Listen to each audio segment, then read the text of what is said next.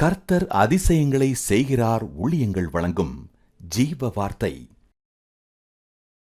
இந்த நாளிலும் கர்த்தருடைய ஊழியக்காரன் உங்களை வாழ்த்துகிறேன். நீங்கள் ஆசீர்வாதமாக இருப்பீங்க. இது புதிய நாள், புதிய காரியத்தை செய்வார். எதிர்பாருங்க. எதிர்பார்த்திருக்கிற எல்லாவற்றும் நன்மை ஆண்டவர் செய்ய போகிறார். சோர்வுகள் மாறும், விலகங்கள் மாறும், துக்கத்தை சந்தோஷம் மாற்றுவார், உங்களை பலப்படுத்துவார், தைரியப்படுத்துவார். பிறந்த நாளை காண்கிற நீங்கள் ஆசீர்வாதமாக இருப்பீங்க. திருமண நாளை காண்கிற நீங்கள் ஆசீர்வாதமாக இருப்பீங்க. கவலைப்படாதீங்க. இந்த ஜீவார்த்தைக்கான வசனத்தை வாசிக்க கேட்போமா? 3 நாளாகமும் 14வது அதிகாரம் 17வது வசனம். அப்படியே தாவீதின் கீர்த்தி சகல தேசங்களிலும் பிரசித்தமாகி அவனுக்கு பயப்படுகிற பயத்தை கர்த்தர் சகல ஜாதிகள் மேலும் வரப்பண்ணினார். இந்த ஜீவார்த்தையின் தலைப்பு கீர்த்தி சகல தேசத்திலும் பிரசித்தமாகும். கீர்த்தி சகல தேசங்களிலும் பிரசித்தமாகும். ஆண்டவர் தாவீதுடைய கீர்த்தியை எல்லா இடங்களிலும் பிரசித்தப்படுத்தினாராம். அப்படின்னா புகழ எல்லா இடத்திலும் ஆண்டவர் வெளிப்படுத்துகிறார். தாவீதுடைய பேர் எங்குமே பிரசித்தமாகுது, மகிமைப்படுது. தாவீது தாவீது என்று எல்லாரும் சொல்ல ஆரம்பிக்கிறாங்க. ஆம் தேவனுடைய பிள்ளைகளை, உங்கள் வாழ்க்கையில் அந்த அற்புதத்தை கர்த்தர் செய்யும். ஆதியாகமம் 12வது அதிகாரம் 2வது வசனத்தில் ஆண்டவர் ஆபிரகாமுக்கு கொடுத்த ஒரு வாக்குத்தத்தத்தில் முக்கியமான வாக்குத்தத்தம், நான் உன்னை ஆசீர்வதிக்கவே ஆசீர்வதித்து உன் பேரை பெருமைப்படுத்துவேன். அப்படின்னா அவனுடைய கீர்த்தியை நான் பெருமைப்படுத்துவேன், உன் புகழை நான் அப்படியே எங்கும் கொண்டு வரும்னு சொல்றாரு. இன்றைக்கும் பரிசுத்த வேதாகமத்தில் ஆபிரகாமுடைய பேர் ஒரு முக்கியமான பேராக இருக்கிறது. வேதத்தில் விசுவாசம் என்ற வார்த்தை நம்ம பயன்படுத்தும் பொழுதே ஆபிரகாமுடைய விசுவாசத்தை நாம் சாட்சியை கொண்டு வருகிறோம். பாருங்களா, ஆண்டவர் சொன்ன அந்த வார்த்தை மாறவில்லை. பார்த்தீங்களா? ஆபிரகாம் வாழ்ந்த நாட்களில மட்டுமல்ல கீர்த்தி, இன்றைக்கும் அந்த பேர் இருக்கிறது. பார்த்தீங்களா? அதே போல இயேசப்பா இந்த உலகத்துல அவர் ஊழியம் செய்த நாட்களும் அப்படிதான். அவருடைய கீர்த்தி தேசமெல்லாம் பரம்பிட்டு தான்.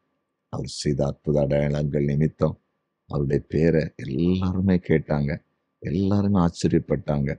பாருங்க, நிக்கோமோதுங்கிற யோவான் 3வது அதிகாரத்துல ஒரு அதிகாரி நிக்கோமோதுங்கிற ஒரு அதிகாரியை பாருங்க, இயேசப்பாவை தேடி வருகிறான். ஆண்டவரை குறித்து கேள்விப்பட்டு ஆண்டவரை பார்க்கணும் வருகிறான். லூக்கா 19வது அதிகாரத்துல சகைவை பாருங்க, ஒரு பெரிய அதிகாரி இயேசப்பா குறித்து கேள்விப்பட்டு அவன் தேடி வருகிறான்.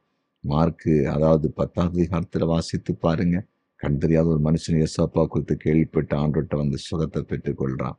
சொல்லிக்கிட்டே போகலாம். மார்க் 5ல் வாசிச்சு பாருங்க, பெரும்பாலுள்ள ஸ்திரீ இயேசப்பாவுடைய பேர் புகழை குறித்து கேள்விப்பட்டு வந்து இயேசப்பாட்ட சுகத்தை பெற்றுக்கொண்டார். நாம் ஆண்டவருக்கு உங்களோடு பேசி கொண்டிருக்கிறார். உங்க கீர்த்தியை ஆண்டவர் எங்கும் பிரசித்தப்படுத்த போகிறார். உங்க பேரை பிரசித்தப்படுத்த போகிறார்.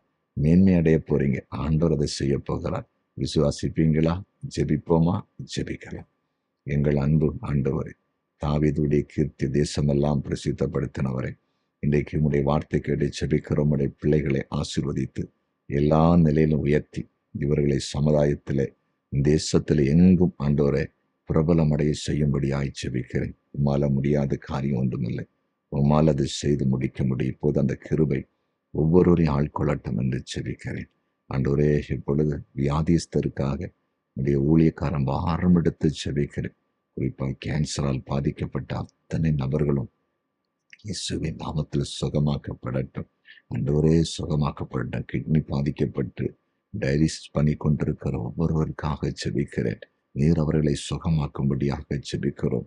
ஆண்டவரே, இன்னும் இருதயம் பாதிக்கப்பட்டவர்கள், ஆண்டவரை மூளை பாதிக்கப்பட்டவர்கள், இன்னும் சிறுநீரகம் பாதிக்கப்பட்ட எல்லாருக்காக ஜெபிக்கிறேன். எல்லாரையும் சுகமாக்குங்க. நரம்பு மண்டலங்கள், ஆண்டவரை எலும்புகள் எல்லாவற்றையும் கர்த்தர் பலப்படுத்தும்படியாய் ஜெபிக்கிறேன்.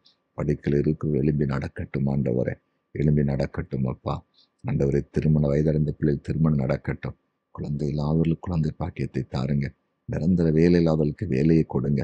கடன் சுமை குடும்பங்களை விட்டு விலகி போகட்டும். பிரிவினைகள் விலகட்டும் என்று ஜெபிக்கிறேன். ஜெபத்தை கேட்டதற்காய் நன்றி. கர்த்தருக்கு ஊழியம் செய்கிற அனைத்து தெய்வ பிள்ளைகளை ஆசீர்வதிங்க. இயேசுவின் நாமத்தில் பிதாவே, ஆமென், ஆமென்.